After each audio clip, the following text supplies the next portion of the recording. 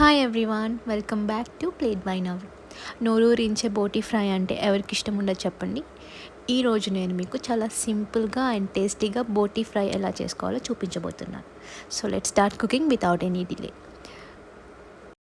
ముందుగా బోటీ తీసుకుని క్లీన్ చేసుకుని ఇలా ఒక 10 minutes బాయిల్ చేసుకుని పక్కన పెట్టుకోవాలి.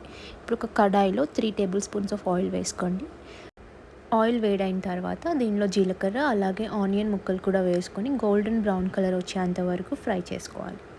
ఆనియన్స్ ఫ్రై అయిన తర్వాత దీంట్లో మనం హోల్ స్పైసెస్ వేసుకోవాలి. షాజీరా, లవంగాలు, మిరియాలు అలాగే దాల్చిన చెక్క. ఇది వేసుకొని ఫ్రై చేసుకోండి. ఇప్పుడు 1 teaspoon ఆఫ్ అల్లం వెల్లుల్లి పేస్ట్ యాడ్ చేశాను. ఇది పచ్చివాసన పోయేంత వరకు ఒక 2 minutes ఫ్రై చేసుకోండి. ఇది ఫ్రై అయ్యాక 1 teaspoon ఆఫ్ పసుపు వేసుకొని కలుపుకోండి. ఇప్పుడు ముందుగా బాయిల్ చేసుకున్న బోటీ ఇందులో వేసుకుని మసాలా అంతా దీనికి పట్టేలాగా కలుపుకోవాలి. ఇది ఒక 5 to 10 minutes వరకు అలా కలుపుతూ ఫ్రై చేసుకోండి.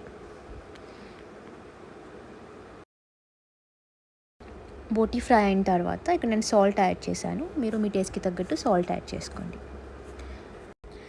ఇప్పుడు మసాలాస్ అన్నీ యాడ్ చేసుకుందాం. ముందుగా కారం, ధనియాల పొడి, వేయించిన ధనియాల పొడి, అలాగే గరం మసాలా ఇవన్నీ యాడ్ చేసుకుని ఇదంతా బోటీకి చాలా చక్కగా పట్టేలాగా కలుపుకోండి. ఒక 2 minutes ఫ్రై చేసుకోండి.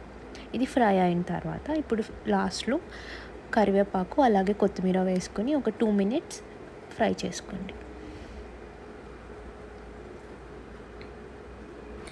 అంతే అండి, ఎంతో సింపుల్గా అండ్ టేస్టీగా బోటీ ఫ్రై ఇలా చేసుకోవచ్చు.